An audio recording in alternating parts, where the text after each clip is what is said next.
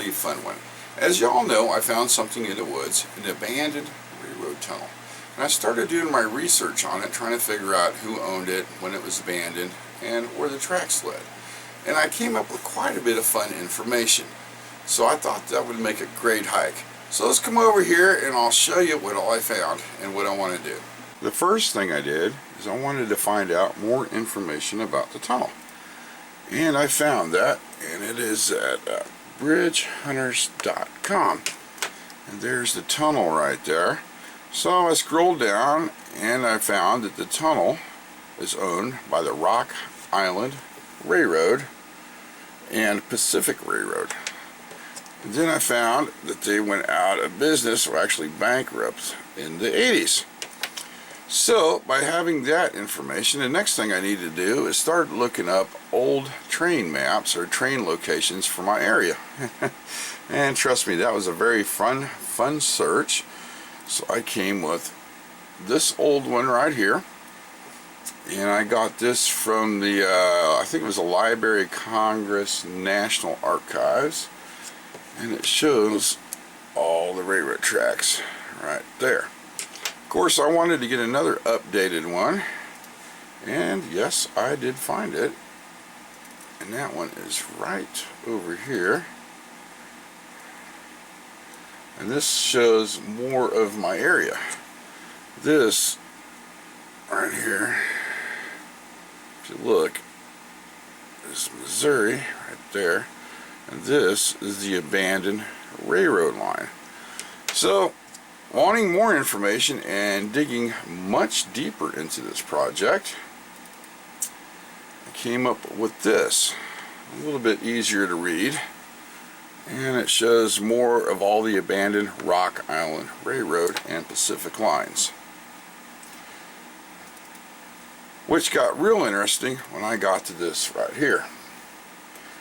This, a couple years back, as you know, the Katy Trail is on the upper part of Missouri. They wanted to connect this old railroad and run it the rest of the way through Missouri and connect up with another trail. And the red line here is the railroad track that is abandoned. So with this information, I had to put together a map of the railroad track. And it took me a while because, here, let me pull up. This is Google Earth, and you cannot really see the railroad track. You can just pretty much see where it used to run right there. And I got the map set in 1980. That's the furthest. No, this one is, okay, sorry. I got the map set in 1990. That's the furthest Google map goes back. So I got the screwing around and I brought up, this is a Garmin's base camp map.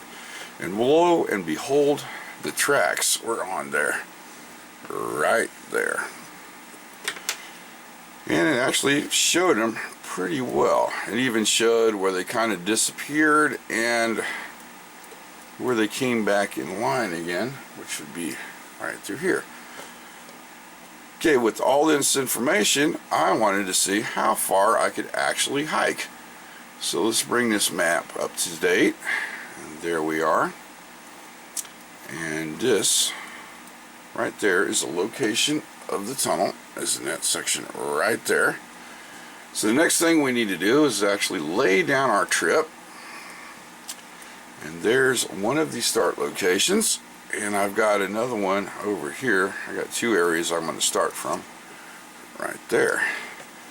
So with that, I followed the map and put in checkpoints. And I'll get to those a little bit later in the video. There's more checkpoints. And figured out exactly where this railroad track goes to. And would it be possible to even hike it?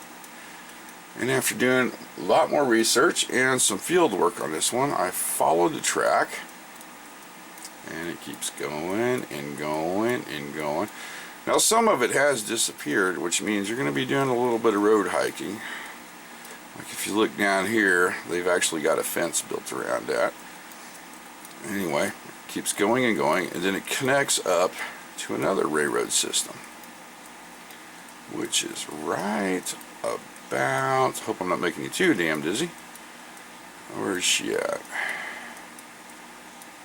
And right there. That is the finish line. That is as far as I want to go. So from start to finish, I'll zoom out a little bit so I can bring this up in the map. And we've almost got it. Right there. From start one, or actually start two, all the way down to the finish. And I ran several simulations on several different maps, and they all come out roughly around 19 to 20 miles. The hike from there to there. Now, I've never personally hiked 20 miles before, so this ought to be a really challenging trip because I want to do this all in one day.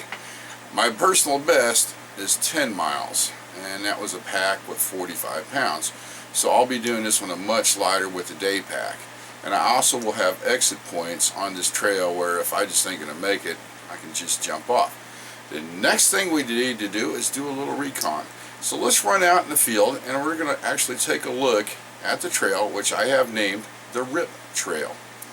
The reason I named it the R.I.P Trail because the name of the railroad line is actually Rock Island Pacific Railroad. So I just kind of shortened the letters down and now I call it the R.I.P Trail. And it's kind of gloomy if you think about it. So let's head out in the field and take a look and see what we can find and see if this hike is even possible. This is where the adventure starts. This is one of two entry points to the R.I.P trailhead. The reason this is the first one is the road that takes to get to this area is somewhat unpassable during bad weather. So we're going to take a quick look, and this is south, the direction we will be headed. As you can see, there's the railroad tracks light right there. And there might be a little bushwhacking involved in this adventure. But if we come over here, and I've noticed it looks like there's an equestrian trail that leads up to the tracks that heads south. The reason we're going south is that heads away from the city out into the countryside. Now if we come around here, and we're going to take a real quick, that is the north direction. That heads into downtown Kansas City and eventually crosses the Missouri River, and you can connect up from the Katy Trail from there. This is the second access point to the R.I.P Trail, the alternative. The only problem with this is it is by a main road, and there's a lot of private property around here that people don't want you trespassing on.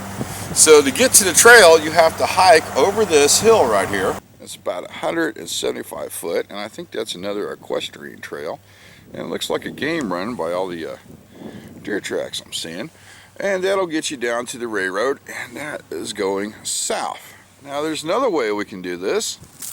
Would be to hike down here 200 foot, and we're facing north, and that's where the railroad tracks catch up. Let's talk a little bit about checkpoints. I set up certain checkpoints along the trail. That way you can track my progress live on my Facebook page when I do the hike. This is actually checkpoint number 2. We're right above a highway, and this is 470. Checkpoint number 1 will be down that way towards the north, and it's actually an old railroad bridge, and I'm not sure of the condition of it, but if you look right down there, you can see remnants of the track. And that way is south to the next checkpoint. Behind me is checkpoint number 3. And of course, checkpoint number 2 is down towards the north. The direction we came from was the bridge crossing over the highway. Checkpoint number 4 would be to the south. Now this is an emergency exit point. If I get in trouble on the trail, I can get picked up right here. There'll be several of these emergency exit points throughout the R.I.P trail system. Of course, there's a point of no return where there's going to be 10 miles where nobody can come get you. Checkpoint number 4 is down there somewhere. And that is north. And that is south. There's only one little problem. We are now entering the city of Lee Summit, which is pretty much an urban setting, and the tracks kind of disappear a couple times throughout the trail.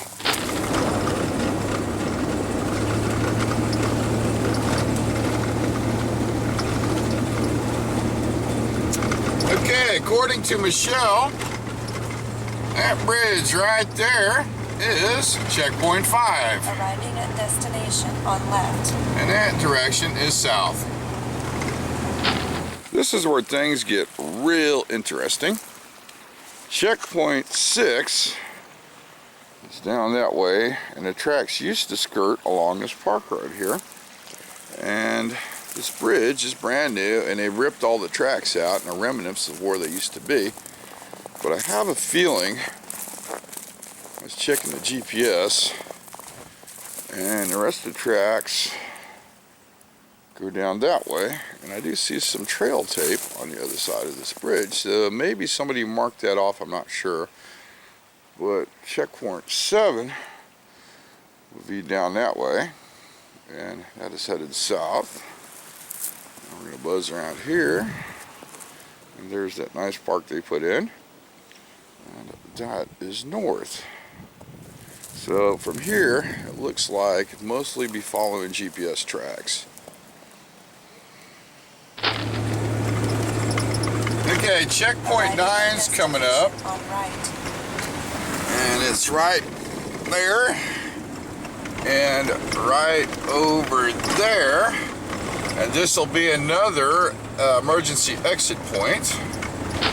Okay, we are at checkpoint 10, and the tracks come from that way right there, cross the road and head that way. That, of course, is north, and over here is south. And this is another one of them exit points, in case I get in trouble. Okay, I reached checkpoint 11, and the tracks used to go down that way. And that, of course, is north. And this is where it gets interesting. There's going to be a little road hiking involved. And I'll show you why here. Across the street before I get ran over by a car. If we come over here, see this big fence? And if you look, right there is the tracks. So that means, yep, there'll be some road hiking, and that's no big deal. You're just going to have to go up there, take a right, and then another right. We should run into the tracks. One thing interesting I did discover, in between 10 and 11, it looks like there was actually a tunnel. So that'll be fun to check out. Checkpoint 12, and there's the fence I was talking about. And you can see the remnants of the rails right there. And that's, of course, where we came in from the road hike. And that is north, of course. And I discovered something kind of interesting. And this wasn't on the map, so this is kind of new. So we come over to the tracks here, and another freaking fence. So it looks like you're gonna have to come down here and do a little bit more road hiking and hike around and get up to checkpoint 13. We've reached checkpoint 13, and checkpoint 12 is down this way. And we're going under a highway. This is 291 highway, which means we're going to be crossing into the city of Greenwood. And I'm going to jump out here real quick.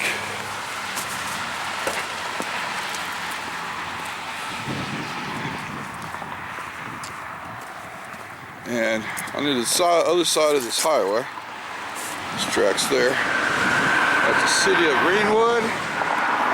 And we are leaving the city of Lee Summit. We're at checkpoint 14, and here's the railroad right there. And I do believe there'll be some bushwhacking involved on this part of the journey, but go this way. And there's the rest of the tracks and how they kind of head off, and that direction is south. That direction is north. This is going to be the last, and I mean the actual last, emergency exit point, because from here on out the roads are going to be a little bit harder to access to get to the tracks, and I don't know many people can find them without a good GPS program. So that direction is south, and that direction is north. Another thing I've been noticing, they've got phone lines following this area. So where there's phone lines, where is that little booger at? Oh, there he is right there. There's going to be some trails to get to them so they can work on them. So that's going to help out on this project. We're at checkpoint 16. If you look right there, there's the tracks going north. If we buzz around this way, there's the tracks going south. And we are in Greenwood, Missouri, or the town of Greenwood. Now this is where I need to make a decision. I can hop on this line right here that takes me to my destination, or I can continue on the R.I.P trail, which looks like there's going to be a lot of bushwhacking. This also would be another great emergency pickup point. On the map I looked at, this was a gravel road, and as you can see, not so much gravel now.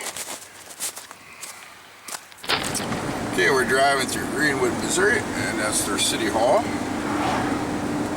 And coming up real shortly will be checkpoint 17. A good thing about finding this small town is I have a source for water if I need to refuel, because there's a gas station just right up the road, not more than a mile. And here, oh, that's kind of cool. Okay, here underneath this bridge, there's a big creek there, is checkpoint 17.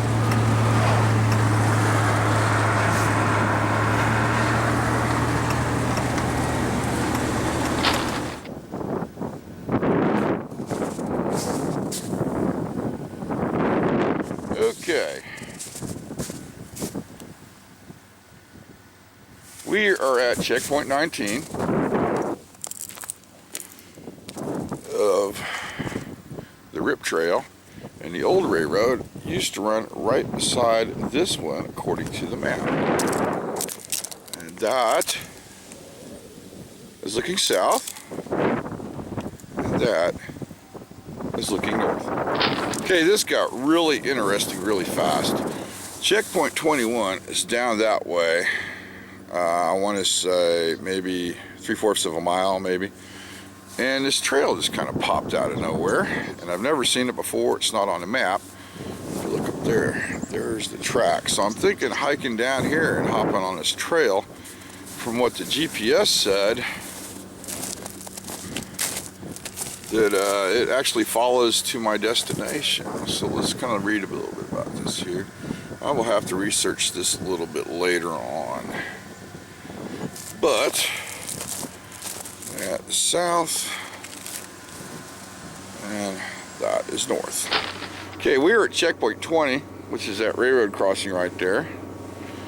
And here's that bike trail, and it still keeps buzzing along. So I think, whoa, what's here?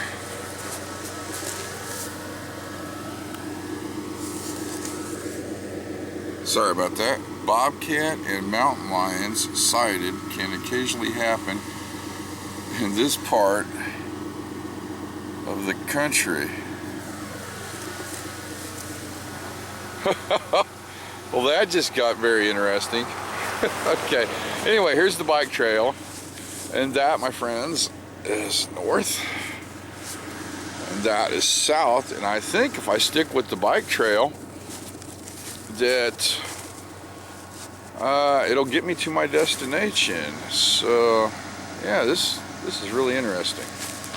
Checkpoint 23. You look right there is a railroad bridge, and this is that bike trail that I think I'll be following. So that is north, and that is south.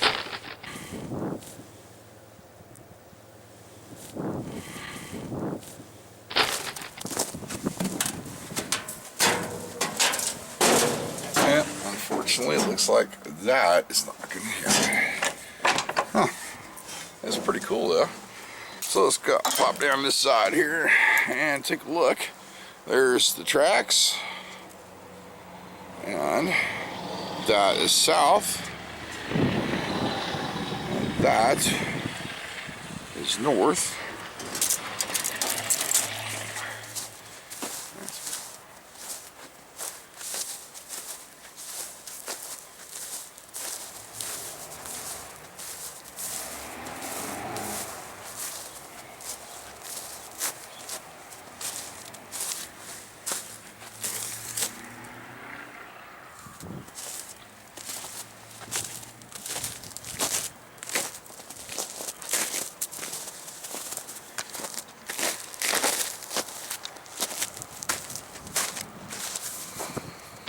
So I'm driving around a town, and if you notice that little sign there, it says Katy Trail. That means they've already started working on it. I'm gonna have to do some research and check that out. But this apparently is one of the stops on the Katy Trail that goes across Missouri. Let's do a summary on the R.I.P Trail hike. I've broken it down into 3 sections. The Kansas City section will be section number 1, and that'll be mainly hiking down the railroad. It'll be going through the countryside, and most of the tracks are still there, so it shouldn't be a problem to get through. Section number 2 will be the city of Lee Summit. Now, the city, of course, progress. They've ripped up most of the tracks, so it's going to be following GPS. A little bit of road hiking, but not that big a deal. Section number 3 will be the city of Greenwood, or the town of Greenwood, because it was pretty small. Mostly, it'll be cutting over and hiking down the main line. And yeah, a 20-mile hike that I want to do in one day might not be possible. So I might extend it to a 2-day trip, which would involve some stealth camping. Okay, now I'd like to send an invite to anybody in the Kansas City area to like to join me. I got a couple stipulations though. You have to be an experienced hiker, have all your own gear. You have to provide all your own food, water, and any other accessories you need. So if anybody's interested in that, please hit me up on my Facebook page. I want to do the hike before April, because in April that's when the ticks come out. So if you have any comments or any questions or any information you'd like to send to me about the railroad, I'd sure like to know about it. Like always, thanks for watching.